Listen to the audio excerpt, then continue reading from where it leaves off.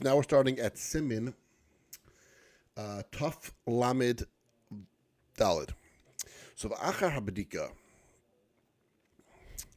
after Bedika, Yehi Nazir b'chametz mashmira and lanazir. It's very personal. It's very important that a person is careful with the chametz remains stored away so that it shouldn't get lost in the house, and then you have to go ahead and you have to search for the chametz again. Shaloi yitztarei bedika sacharis. Therefore, this person doesn't have to go and do another bedika. Again, imit lenu akbar b'fanav. If, for example, if a mouse takes it in his presence, so now we're talking about literal mouse. A lot of times the Gemara is talking about a mouse or an animal. It's talking about like a little kid. A little kid will come and will take leaven or chametz from one place and bring it to someplace else. So that's what it's talking about. But here it's talking about literally, it's talking about a mouse. Im yachshar lachmai, or if the bread becomes lacking, for instance, all of a sudden disappears. Kigain sheyaniach yud kikaroi sumatza tes. Let's say he knew that he had 10 loaves of bread, and now he only finds 9. So it's interesting. So this is first of all a very famous. This is also a very famous part of the Gemara, and the Gemara says that what happens if a person searching and then he has 10 pieces of bread and he only found 9 pieces of bread and only found 10.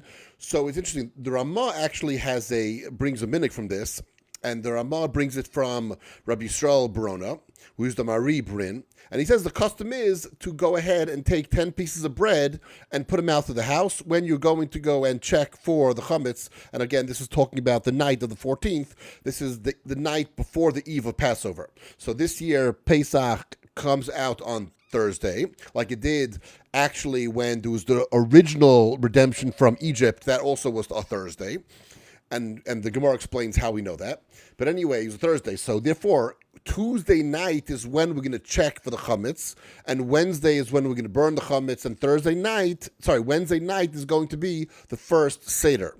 So Tuesday night, this is the Yudalid, this is the 14th of Nisan, Tuesday night is when you do this check. And the custom came to put out 10 pieces of bread. But the minhag Ashkenaz is not necessarily to put out 10 pieces of bread. It came from this, but it's not from this. There are also like this. If you have to make a bracha, a blessing, on the checking of the chametz, and you have cleaned your house already, and you don't find anything, then it's going to be a bracha levatala. It's going to be a blessing in vain. And in that situation, therefore, we want to make sure there's not going to be a blessing in vain. So what we do is we put out 10 pieces of bread so we could find it. Where did 10 come from? It came from this quote from the Tur, who quotes the Gemara regarding whether or not a person had bread and then it's missing some. What's interesting, though, is this is not talking about the 10 pieces that he's leaving out. This is just an example. The Gemara throws it out as an example of he has 10 left over for the morning, or he had 10 left in the storehouse and he's going to burn the next day, and all of a sudden one goes missing. So there is no need whatsoever when you do the searching for the chametz to put out bread for 2 reasons. Number one is the bracha is not going to be a vain bracha, even if you don't find any chametz, because the Ramah already said, the Tur already said that you start cleaning your house from the 30 days before, and he talked about also if you start cleaning your and you've cleaned your house already by the 13th, you're still required to do a check. So the check is not because you might, yes, it's might find chametz. It's not because you will find, because you might find. The Torah obligates you to get rid of all the chametz. So part of the Torah's obligation to get rid of chametz is to look for it. You can't get rid of it if you don't look for it. So therefore, the looking, and remember, the blessing, the second part is the blessing is not on the searching. The blessing is on the burning the next day. So you're going to say, if you don't find any chametz, so then there's nothing to be burned the next day. But again, you could also fulfill your obligation on the burning by just nullifying, by doing bittul, by nullifying. So since that's already your obligation, if you don't find anything, you still could do bittul, even if you don't find anything. So therefore, the blessing goes in the searching, which is what the Torah requires you to do to make sure you have no chametz. So therefore, there's no obligation whatsoever to go to the store to buy prepackaged 10 slices of bread and put them around your house. Is it a nice custom? Sure. Does most of the Jews do it? Yes. Ashkenaz don't have to do it because it's not, again, it's not really what the custom developed much later. Original custom of Ashkenaz was not to put out anything, was just to search the house. So therefore, it's unnecessary. All right. I'm sure people do not know that, and we're going to keep going. Torah goes further. So if you knew you had 10 loaves of bread and you found only 9, you have to go search your entire house again. Therefore, you have to secure the chametz. Aval, bistoser. Let's say it was unspecified where he knew whether or not there was anything missing. We're not going to suspect that a weasel came and dragged it away. If you don't know that anything's missing for sure, you don't have to do another check. Kli, if he covered it over with a vessel, and he doesn't find it the next day, he does not have to do a bidika acheres. So let's say you saved a couple of rolls for the next day, and you covered over with a dish. So then the next day you take off the dish, and now you only find one of the rolls. You don't find all the rolls. So therefore, you don't have to go ahead and search again, because why? Was he going to say? Kevan, since it's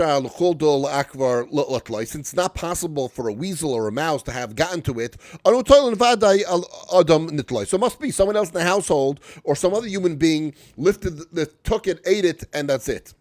But again, if you have kids, it's different, because you have kids like little kids may not know, and your little 3-year-old may come over and say, "Oh, there's challah on the table. Take it from underneath the dish, underneath the little bread basket," and then start munching it around the house and leaving pieces all over the place. So this is talking about when there are only adults in the house who know what's going on. But if you didn't cover it up with the kli, and you didn't find that, you are required to do another search. And therefore it's a good thing to hang it in the ear, so therefore no animals get to it, no people get to it. It's designated, people know this, by the way, is designated chametz, don't touch it. And it's good, if you do have kids, to tie it up in a bag, so therefore everyone knows this is chametz, and you're going to burn it the next day, and no one should touch it. Or you're eating it the next day for breakfast, no one should touch it. Or place a box where a mouse cannot reach it, or kids cannot reach it, again, do a designation. It's very, that's fine. And after the bedika immediately at night, he should do a nullification then also. So right after we do the search, we do a nullification then. And then we say kol chamira the isa b'reshus, say that everything that may be found in my possession. Sorry. This is the bittul. It says kol chamira.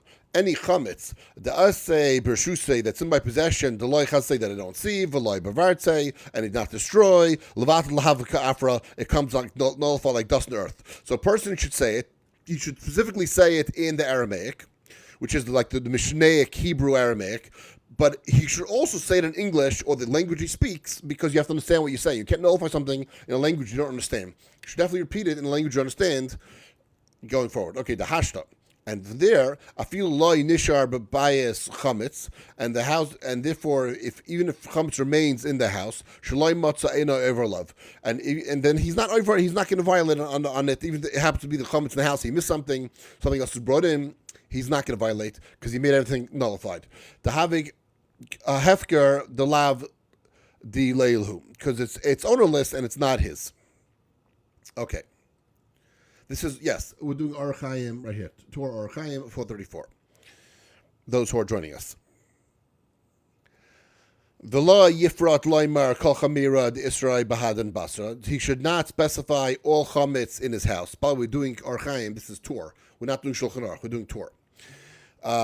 So he should not specify all the chametz in his house, right? Why? Ella the Isra B'Reshusay, rather in my possession. Kidei lichloil af chametz sheyesh loy mukamas acherim. This includes chametz he owns elsewhere. So not only in this house, it's chametz that he owns anywhere. In your office, it's in your car, it's in your shed. Chametz will be anywhere. It will cover everything completely. Va'avi harash, and the Torah's father, the Rush, hayanoiheg levatel pam acheres b'yom yidaled b'soif shahei, and he had the minig also to nullify again at the end of the 5th hour. Now we know that by Torah law you're not allowed to have chametz by midday and on, because on midday and on is when they would start slaughtering the Passover offering, the carbon Pesach, and you're not allowed to have chametz when you're slaughtering the Passover carbon. So therefore, by Torah law, you cannot have it by midday. However, the rabbis, the Chazal and the Gemara and the Mishnah, what they did was, they said people aren't going to know exactly when it's midday, so let's bring it back a couple hours to the end of the fifth hour, up to the fifth hour, to the beginning of the fifth hour, you bring it back to the beginning of the fifth hour, that's when the deadline is to burn it. So a person shouldn't eat any chametz from the fourth hour, because, again, we're bringing it back, and we're giving him an hour then to get rid of the chametz, to burn the chametz, that whatever's left over from breakfast. And then, of course, then we know for sure that by the sixth hour of the day, by midday, for sure, he doesn't have chametz. Not rushing the last minute, and then he could violate the practice by having something in his teeth, or something still in his clothes, or whatever it is. So that's how the rabbinic practice came. So he said he used to do another bittul. We do a bittul. We say the blessing for burning at night, and then we do a bittul, a nullification. He did a nullification, and that's actually our custom to do another nullification on the day. This year will be Wednesday, and before the fifth hour. Lefi sharagilin liknois pas b'yom yidalid, because it's very common for people to buy bread in the morning of the 14th to eat breakfast. The gam b'pas shir b'layla l'machla loy niskaven levatlay, and also bread that you left over, you're not intending to nullify because you're intending to eat breakfast. V'yesh lochush, and if we have a concern that Shema Yishar Rimenu Abayis v'yavro love, that let's say something was left over and he forgot. He didn't do another bedika, right? He forgot. He left it on his kitchen table. He left it in the cabinet. Whoops, he forgot. And therefore, that's going to be a problem. It's going to have now chametz over Pesach. Lakach toiv lachzor levatloi koidem shetargia shava shashavav. Therefore, it's good to nullify again before the sixth hour, which is why the rush would do it by the fifth hour, which is our custom. Sha'az nesar ve'enai biyadoi levatel. So it should be that because after the sixth hour, it becomes prohibited, and you can no longer has the power to nullify it. Nevertheless, he should not rely on the daytime nullification and not do the bittul at night. He should still do the nullification at night. Ki bittul halayla hu ikr, because the night nullification is the ikr one, is the main one. Bishra yudua biyad acher habdika. At established time, that's do at a time of the checking. So that's been the established time. There's no concern that he'll forget. Once he does it, then we know they did it. We know that he did it. It's done, and he's not going to forget after that. Unlike the daytime nullification, where there's a concern that he may forget because he may be busy Erev Yom Tif and he may just forget to do it. Rav Paratz Kasav, and Rav Paratz wrote, the bittul halayla yomer kol chamira the ikar bershusay the loy chamisa loy be'arte. We said what the lashon was again, that everything that's all chametz that's in my rishus that I did not see and did not destroy ubitla yomer, and by day yomer the chamisay the lo chamisay the ba'arte, the loy ba'arte. But by day, he does a different law. He doesn't say just I did not see and not destroy. He says I did destroy and I did not destroy. That I saw and I did not see. In other words, the nullification by day adds in that includes what I did see, what I already destroyed. What I did see, what I destroyed, and also what I did not see, what I did not destroy. V'shulcha yachol lavatel, and an agent may perform also the nullification. So if you have, let's say, you're not going to do the checking yourself, you want someone else, and someone else checking, that person could also do the nullification, or you could do the checking, and you could also designate a shliach, an agent, to do the checking for you. Okay, now we're going on to Tuf Lamed Hey. Loy badak b'leil yidalid. He did. If let's say he did not check on the 14th, yidboik b'yom yidalid be'ezer shash yiskar. He should do it when he remembers on the 14th by day. So if you don't do it on Tuesday night, do it Wednesday morning. B'hayoim loy badak kol yom yidalid. And if from that day he did not check the entire 14th, the entire Erev Yom Tif, the entire proceeding of Yom Tif, right? So Yidboik B'Soich Pesach. He'll do his check on Pesach. And V'loi Bodak B'Soich Pesach. If he did not check on Pesach, right? So then Yidboik Lacher Pesach. Then he would check after Pesach. Shaloi Kashel B'Chamei She'avar Alav of Pesach. So he should not stumble and have chametz that was left over in his house in possession over Pesach. Because let's say a person did not do the nullification, and he had chametz in his house, and it sat in his possession over Pesach. That chametz is not allowed to be eaten, not only on Pesach for sure, it can't even be eaten after Pesach at any time.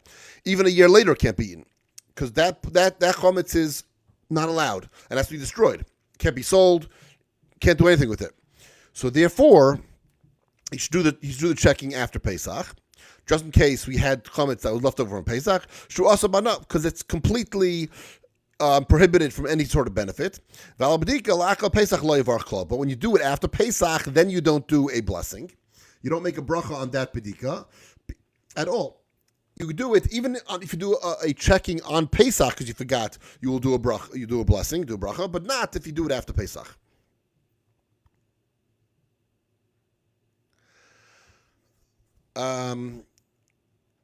Okay, please don't blow up the chat with these political statements. Once is enough. Okay, all right. Now we're up to Taf Lamed Vav. This is the Tur Orach Chaim. Hamifaresh Bayavasha Liyam Oy Yotza Bishayra. If one, let's say, is going to go out, he's going to travel on dry land, or he's going to leave with a caravan, or he's going to leave by sea. The Eina Meniach Beisai Mi Shiyadoik, and he does not leave anyone in his house to conduct the search before the eve of Pesach. The Ein Daita Lachso B'Sech Pesach, and does not intend to return during Pesach. Imhu Kaidim Lamed Yaim Lefnei Pesach, if it was earlier than 30 days before Pesach, Ein Tzarech Levar, he does not need to remove the chametz. And if Pesach comes, he has not returned home, then in his heart he does the bittul. Obviously, he can't check; he's not there; he's away. So therefore, he does the nullification. Now, this, by the way, applies even these days. Even though these days travel is much easier, and even if you're in Hawaii, you could fly back to New York. Or you could, if you're in Israel, you could fly back to Australia, whatever it is. You could still travel. It's not about getting there. It's about where you are. So if the person leaves and he doesn't return home, literally, physically, even if he's in Florida and he decides to go from Miami to Orlando, and he's in Orlando and he does not return home to Miami the entire time, so then he does this nullification. There's no obligation for him to specifically go home to do a checking. He's not going to be there Pesach. He left already a long time ago. There's no reason for him to go back. And if it was within 30 days, then he must remove it. Then before you leave, then you have to remove it. Because already the obligation to do the burning has already kicked in. Remember, 30 days before it already kicks in. Kevan Shadarshan B'Hilchos Pesach, like we expounded already on the Hilchos Pesach, where he said in Taf Chaf Tes, like we said when we started. That's basically the first halacha he did on Hilchos Pesach. V'im daito lachzor b'soicha Pesach, and if he intends to return during Pesach, afilu meirosh Hashanah tzarech levar. Even if he left on Rosh Hashanah, he has to do a beer. He has to do a beer. Has to do a bedika. So let's say a guy is like leaving. He has a summer home, right? And you want to return to that summer home on Pesach. So you're in New York, and you're in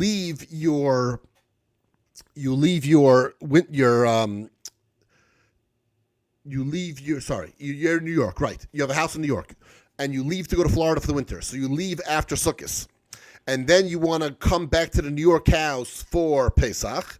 So even though you're leaving by Sukkot, after Sukkot, the Sukkot holiday, 6 months before, you still have to then do a bedika then. Im shachach v'loy badak, and if he forgot, did not do a check, yivatel shragia Pesach. Then when Pesach is about to arrive, erev Pesach, he has to do a nullification, a bittul. The Indian abracha kasa Baal Iter, and regarding the bracha, the Baal Iter wrote. The Baal Iter was a 12th century genius in halacha, and he wrote a sefer called the Sefer Iter. And he also wrote another sefer called Mei Yesharim, and that was a commentary on the Rif. But his expounding of halacha is quoted many times in the Torah. And he actually was in France, but at that time, in the 12th century, in the 11th century, 10th century, 13th century, all that time, the custom was basically uniform between Germany and France. They were on two different sides of the Rhine River. they were either on the east side of the Rhine River, and that was the German side. You are the west side of the Rhine River, and that was France or the Frankish territories at the time. It wasn't, it was Francia. So the customs were basically all the same. And he wrote this sefer. Okay, so he quotes a Baal Iter a lot. So he sefer Iter. So what does the Baal Iter say? That im hu yodea sheyesh lo chametz, that if he knows he has chametz, yivarech al bittul chametz, then he recites the bracha on the nullification of chametz. The imlam lo yivarech. So let's say he's away. He left his house after Sukkot, and then he goes to Florida, and now he is coming back home. And he realized, oh my gosh, I'm going to be going back to New York on Chalamoid Pesach, the intermediate days of Pesach, which means I'm arriving to my house in New York on Pesach. And what am I going to do? So the eve of Pesach, what he'll do is he will make the blessing and he'll do nullification. And that's what he does. If he knows his chametz there. If he does not know the chametz there, in other words, he thinks that there might not be chametz there, then he won't make the blessing. And it appears that even if he knows he has chametz in the house, he still do not need to make a bracha. That's a suffix bracha and a suffix bracha. If we have a concern, a doubt whether or not we should make a blessing, we always say don't make it because we don't want to use God's name in vain, Hashem's name in vain. So Kevon she'ikar habitl b'liboy, he'll let him do the bittul in his heart. Right? Because really the bittul is in his heart. He's saying it out loud, but really bittul is not a physical action. It's something that you speak. The im, right? Mechashe beliboy levatel sagi. And if he mentally intends to nullify, it will suffice. We don't find you make a bracha on something you only do with your heart. Even if you say it, but really you can do it with your heart, just in your mind. So we don't see that a person does a blessing on that. We do a blessing on physical, when we put on tefillin, when we put on talis, when we shake lulav, when we build a sukkah, all these things. When we eat matzah, physical things have a bracha. Things that are just in our mind don't have a bracha, and they're a blessing. And therefore, there's no reason to make the blessing. Afal gav. Dahanig loimer kol chamira, and even though it's accustomed to say kol chamira, loimer sinu shetikum chamim ze ela kach. We do not find that really Chazal in the Gemara really enacted this. Really became a custom practice. It might have actually. It seems like the Rosh actually might be the one who establishes practice. I'm not sure if it really came from even the Gaonim. I think it came even after the Gaonim to say this kol chamira. And therefore, although we do say it, and by the way, I would say, even if you do say it, even if you say kol chamira, it's still not an action. We still don't make a bracha. We still don't make a blessing on something that we say. We make a bracha only on things that we do. So just because you have the bittul and you're saying it, that's not considered an act. So therefore, I know the Torah is saying that really, it wasn't Chazal that enacted Kol Chamira and the Sivir not Ma'akiv, but even if it was Ma'akiv, even if it was important to say Kol Chamira, you still would not say a bracha just on the Kol Chamira, because we don't say necessarily a bracha on just doing without an action. However, from earlier of this same sif, we learn out that he's saying that if you're not going to be there, and the Baal Iter paskins that you're not going to be there and you need to make a bittul, why does the Baal Iter say that you could make a bracha? So the Torah is saying it must be the Baal Iter holds that you could make a bracha on the bittul because it was established as something to say. So it's more than just thinking, you're doing it by actually saying it. But the Torah, I think, disagrees, and I think we disagree and say that just saying something would not require you to make a blessing. The Rambam says, if he intends to return even before Pesach, then he has to remove.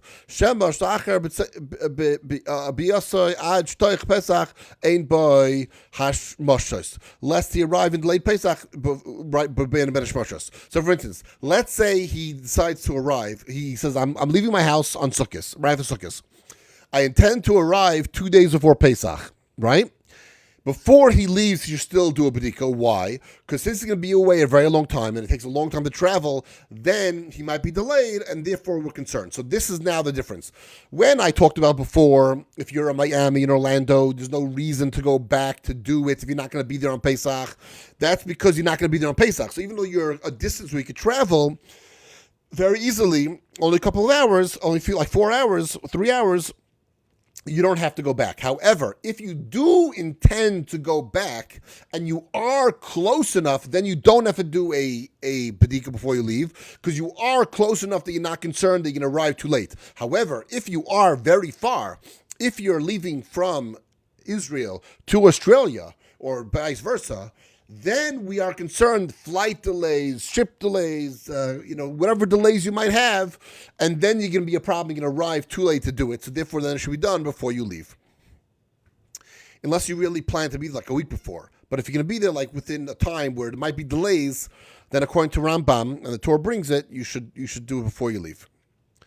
And the Ritz Gitza says the same thing. And the same halacha applies to one who turns his house into a storehouse. And he does not intend to clear it out before 30 days. So ein tzarich lavar. He does not need to remove the chametz. But he does the nullification in his heart. But if he does tend to remove it within 30 days, then he has to then do a complete inspection. If he tends to clear it out, even for Shana, he must remove it. If he tends to remove it out before Pesach, within 30 days before Pesach, then even for Rosh Hashanah, whenever he's clearing out, that's when he has to start removing it. Kosav Avi Ezri, and the Avi Ezri wrote, Yisrael hayotze mibayis over chavim toich lamed yom. A Jew leaving his house to a non-Jew within 30 days, tzarich levar. He has to clean it out from all the chametz. Afal pi she'avar of the chavim yitain b'chametz. Even though the non-Jew himself will come in and bring chametz. The mitzvah still rests upon the Jew to remove the chametz when he departs within 30 days. Even though he knows that ultimately there's going to be chametz there, it's not going to be his chametz, but still, the mitzvah is not, the commandment's on him to remove it within he leaves in 30 days. V'hani mili b'mafresh v'yotze b'shar, right? And this applies when he sets sail or he leaves with a caravan. Aval im nichlas Yisrael b'bayis acher b'ir hazois. But if he's only going to be in the same city in a different house, afilu halach le'ir acheres boydek shema, or even if he went to another city, so he checks over there. Ve'ein tzarich lidvoikan. He doesn't need to check over. He doesn't need to check. He's living somewhere else. If they're close, or even another city, then he'll check in his new house, and that's fine. Then he'll fulfill his obligation by checking in his new house. V'nirali she'ein sarach lidvayk. It appears to me then you don't need to check. Kevan she'ayver chav dechavim nichnas l'beis. So since the non-Jew comes to the house, af im nishal Yisrael chametz. Even if the chametz remained with the Jew, vaday shtar menu. He certainly gets rid. He knows that it's not there. Misyayish menu. He gives up hope from ever having it. Once the non-Jew moves in, he knows that the non-Jew is going to take it because he left it there. There's no reason to return the food, right? There's no thinking that anyone's going to return the food. New tenant is going to return the food. So therefore, it's basically like a nullification anyway. Ve'ein lecha hefker gadol mizeh, and there's no greater declaration of ownerlessness than being miyayish, than giving up hope. So when he leaves the house, even if he left chametz there, he knows. Obviously, the new tenant's going to take it, and I'm never going to get it back. And therefore, he gives up complete ownership from it, saying, I'm fine with it, I'm moving on with my life. So that itself is like removing it, because that itself is nullification. There's no better nullification than that. Now we are up to Simin Tuf Lamed Zayin, 437.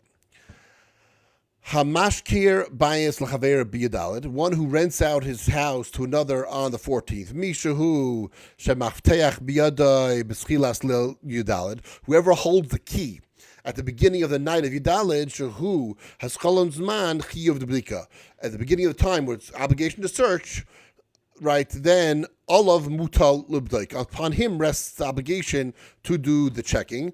Im nishar biyad hamashkir, and if it remained in the landlord's possession, alav mutal lubdaik, he has to do it. And then the person who moves in later in the night knows that it's been checked. The im bal liyad hasoicher, but if the guy moved in before nightfall on the 14th, in other words, he moves in Tuesday before nightfall, This is the way he falls out this year. Hu chayev lidvaik. He is obligated to check. Hasoicher bayis mechaver biyadal. One who rents his house from another on the 14th. Ve'eni yadaya im hu bodek im loy. He does not know if the landlord checked it or not.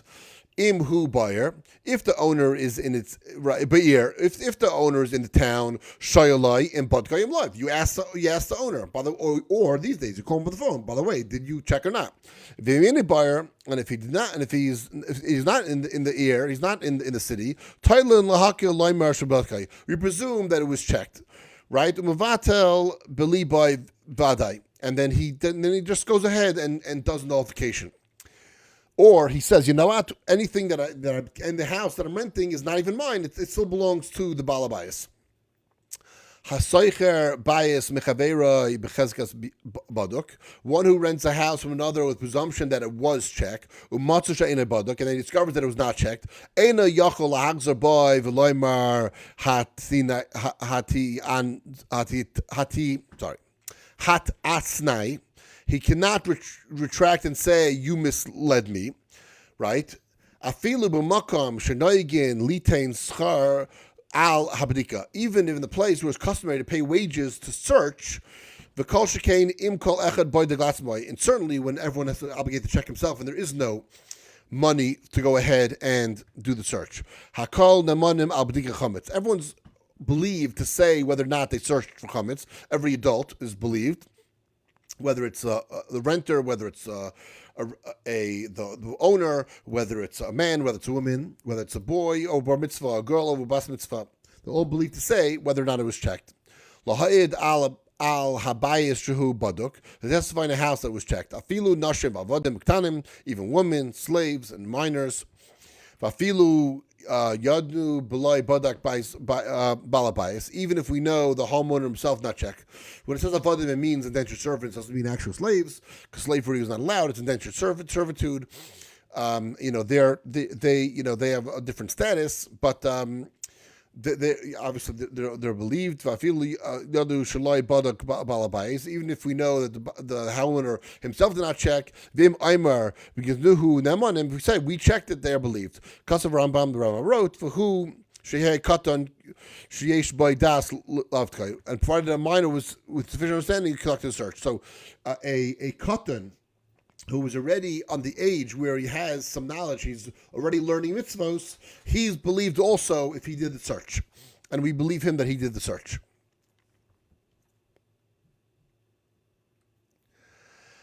Now we're up to Taf Lamed Ches. Again, Tur Orach Chaim, Taf Lamed Ches, 438.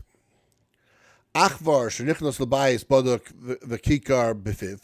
If a mouse entered a house that had been checked with a loaf in its mouth, v'nichnos achar v'umatza perurin, and one went after it and found that there were crumbs, afilu kidei kalakikar, even if the crumbs equal up the entire loaf of bread, tzarach lidva kolabai, still need to check the entire house. Why? She'ein darka shel akvar lefarech, because it's not the way of a mouse to crumble. V'hani perurin marla asu, and these crumbs came from elsewhere. And he must search the loaf that maybe the mouse brought in. If a child entered in with a loaf in its hand, and then you find that there's crumbs equaling the entire loaf, you don't need to check it again because you figure the kid probably crumbled it up. It's a way of a child to crumble things. Va'anu toilin amavorsion bakikar shehechnes hatinaik, and we attribute the crumbs of the loaf to the child that brought it in. Aval im ein peruin kidei kalakikar, but if you don't have enough crumbs to equal the entire loaf, tzarach lidvaik, you need to check because maybe the kid brought the rest of the loaf somewhere else. If Akbar niknas v'kikar b'fiv, v'akbar yoitzer v'kikar b'fiv. If a mouse entered with one loaf, and then the mouse entered with a loaf, another loaf in its mouth, it entered the loaf and left the loaf, Akbar lavan, or a white mouse, niknas v'kikar b'fiv, with a loaf in its mouth.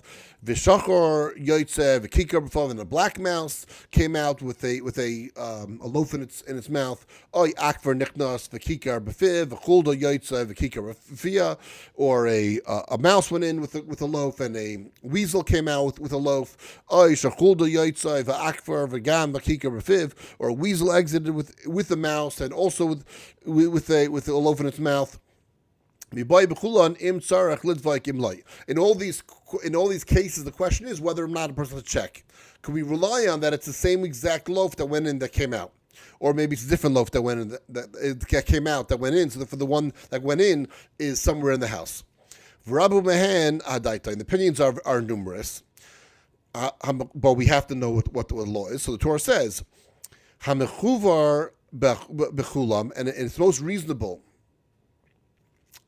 amongst all them, said im loy batal, that if he did not yet perform a check, tzarach lachzor lidvok, he has to then. So if he did not yet do a nullification, he has to. In other words, he checked, but he didn't yet do the nullification. Tzarach lachzor lidvok, he has to go back and check again to have a suffix deraisa, because this is a suffix deraisa. Because by Torah law, we have now a concern that there's going to be chametz left over.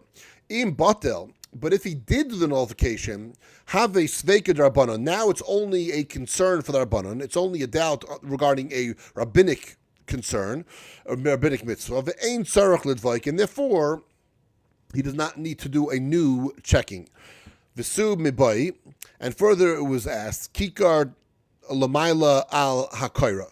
Let's say a loaf was up on a beam. Im tzarach sula lahiridai. Whether one must go on a ladder to bring it down. The imhu bivar, or if it's in a pit. The im tzarach sulam lahaloisai. If he has to go to the ladder and go down and bring it up, right? In other words, you have, let's say, chametz that is very hard to places on top of. Let's say during the years or some time, the kids were like throwing food around, and it got on top of your bookcase all the way in the back. It fell behind the bookcase, and now you got to move the entire bookcase to get to that chametz, right? So here's the question: is do you have to go crazy? Do you have to move your oven, right? Things fell underneath the oven. This is a question that comes up all the time. Do you have to go move your entire oven to go ahead and get that chametz, right? This is what the question is coming up right now. So. Right, so v'im hu b'fi nachash, or if it's in front, let's say it's in the mouth of a snake. Im tzarach chavar lahaitzi, whether one has to hire a snake charmer to go ahead and take it out. V'lai ipshitu. These are also these questions not resolved. V'gam balu v'rabu hadaitai, and all these opinions are they're good opinions, and they're numerous opinions. V'dinai the honey kedinai the kaiman. The law like these, like the earlier cases. She'im bittel, if he already did the nullification, ain tzarach lidvok, he does not need to check again. V'im loy bittel, but he did not do the bittel, tzarach lidvok. So I would say, even l'tchatchila, even initially, if you have chametz that you cannot really get to because it's behind a bookshelf or underneath your oven or behind the fridge or in the crumbs in the fridge or little crumbs, whatever it is, places that's very hard to get, you're not going to get there. No one's going to go there. No one's going to have any question about going there on Pesach. So then you go ahead and the bittul that you do will nullify that chametz, and so you check your house for all chametz that you might actually access and see on Pesach, and those that you're not going to be able to access and see on Pesach, that you could rely on the bittul for. Aval ha'Ravid kasa, but the Ravid wrote, the honey be'inan lav l'chatchila by im tzarech lahaitzi im lav. That these questions are not asking whether one must be retrieved or not. The Vadei Tzarech, he says, of course, if you know about them before Pesach, of course you have to go get them. She'im loikein have like patin bechayros. That otherwise it's like hiding chametz in pits. Ella kishaavdak ubitul mayri. Rather, if he's speaking in a case where he checked and he did bittul, ulaacher isura matzah, and after the ablution time began, he found it. Umibayim tzarech lahaitzi lav. And the question is whether or not he has to go ahead and retrieve it or not. So v'im dvar of nira, but by his words would not appear. But his words, the ain dvar of nirin, The Tur disagrees. He says these words do not appear correct to me. She'ein kan hat mana, because there's no hiding here, right? He's not trying to trick anyone. He's not trying to hide chametz anywhere. The kevan shebitlai ein shalai. Since once he nullifies it, it's not his anymore, right? It doesn't make a difference. Even if he sees it, it's not his anymore, and he's not going to get it. He's not going to touch it. V'hada amrina shalai yatmin b'chayros, and that which one may not hide chametz in pits refers to when hainu kishalai bitlai, when he did not nullify it. Right? The Rambam says the same thing. Alahid, the kikar, bivar, like a loaf of bread that's in a pit, shavatloi vadai, that nullification will suffice. The Kasav Alav Haravid Shata, and the Ravid wrote about him that he erred. V'nira shalaita, but appears the Rambam did not err. So Tur agrees. When you have hard to get to chametz, you could rely on the nullification, you could rely on the bittul. You don't have to go ahead and go out of your way to get that heart. If you could get it and it's accessible, then go ahead and get it. But if it's very hard to reach chametz, you're not going to exit on Pesach, rely on the nullification, even lechatchila, no problem. We're up to Siman Tuf Lamed Test. This is the last one we're going to do tonight. Tisha Tziburin shel matzah ve'echad shel chametz. Let's say you have 9 piles of matzah and 1 pile of chametz. Va'asar achvar v'shakal, and a mouse came and took one. V'lo yadinan im chametz shakal or matzah shakal. We don't know whether he took the chametz matzah or the regular matzah, right? In other words, let's say he had a cracker and it looks like matzah. You're not sure if it's matzah, you're not sure if it's a cracker. V'nichlas l'bayis badkuk, and then he entered the house that has been already checked. If it took it from its fixed place, in other words, where the mouse always goes, az havedina d'hachim. The law as follows.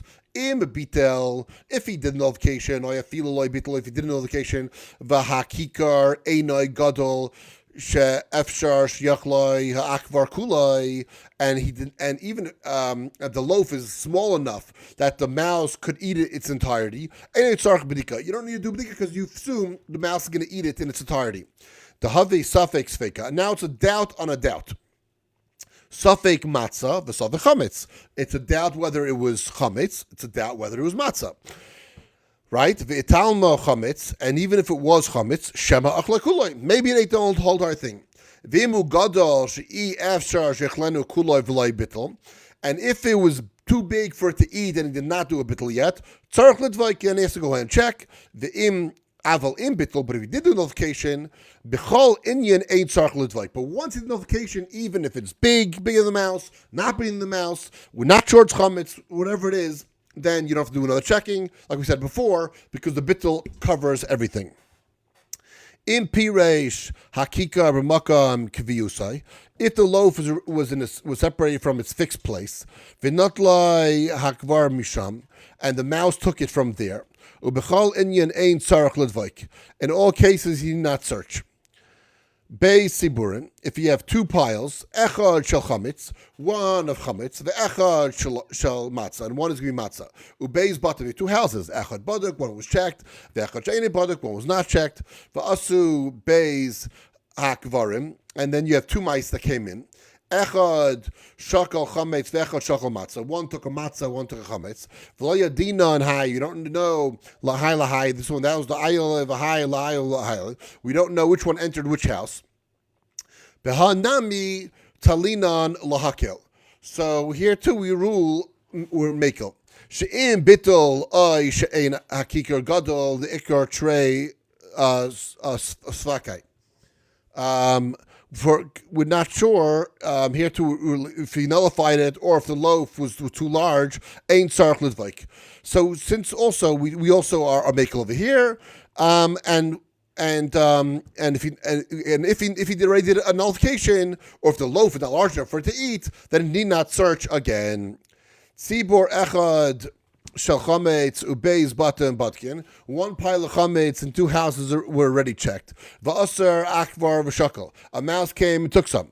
V'lo yadinan lahaim nikol ayil. We did not know which house it entered. Im beis habatim shel adam echad. If both houses are from one person, ay shel shnayim, or 2 people, ubar l'shayil by sachas, and they came to ask at the same time. Or one came to ask both of them. Both need to do a bedika, even if they nullified it. If they came and asked one after the other, neither required to search if they already did a bedika. Because when they came together, then we know for sure that the chametz is in one of them. But when they came separately, then you could say suffix here, suffix there, and you can makel here, makel there, and therefore they don't need to do it. Tzibor echad shel chametz v'asa achvar v'shakal. One pile of chametz and a mouse came and took some. V'nichnas lechatzar shufnei abayis, and it entered the courtyard in front of the house. V'en yudua im nichnas l'bayis im lav, and it's unknown whether or not he entered the house or not. Afal pi shakarav l'bayis ma'oid, even though it is very close to the house. Talin l'hakel, we could rule talin l'hakel, we could rule leniently. V'ein tzarch lidvaik im bittel, we don't need to then do another check if you read the notification. Or if it's not a big enough piece that it's not going to be able to finish it in one thing. Either one of those, you won't have to do another checking. Ra shehichnis hakikar levias. If he saw it bring the loaf into the house, and if he entered after it and checked the entire house, did not find it, you don't need to check anymore. Then it's gone. Remember, whenever you check for chametz, you check, and if you don't find, you don't find. And the bittul will then nullify whatever you didn't find. You should try to do lechatchila initially a check that will actually find things. Don't do a hop plop one. You got to actually check to try to find things. But if you don't find, you could rely on the nullification. And even if he did not do a nullification, he doesn't need to check again because you check.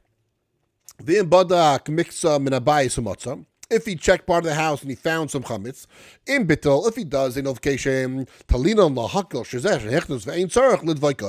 then we are lenient and assume that that was brought in and no further search is required. If bittul but not do a notification yet, then tzarach ligmar b'dikas kol bais. Once you find a little chametz, there might be more chametz, you have to check the rest of the house. Hanicha, test, kikiras, matzah yud. If he left 9 loaves and found 10, tzarech lidvaik achar kol ates. He must search for, he has to now search for all the 9 because we assume this is a different pile of 10. V'chein im yiniach yud matzah test. And similarly, if he left 10 and found 9, tzarech lidvaik achar kol hayud. You have to go look for all 10 because you assume that it's a different pile of 10. Sha'anu aimre ma excuse me. Sha'anu aimre ma shaniach nitlai ve'elu acherim heim.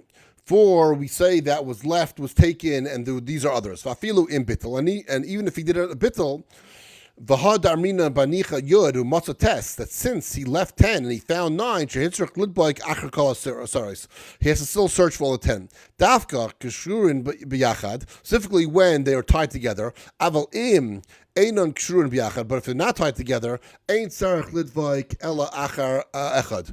Then we only do one. So if you have a pile of 10 and they were tied, or a pile of 9 and they were tied, then we assume that these are different piles when you find different amounts. But if they're not tied, they're not covered, they're not designated, and it's possible one slipped away, then you only have to look for the one that's missing.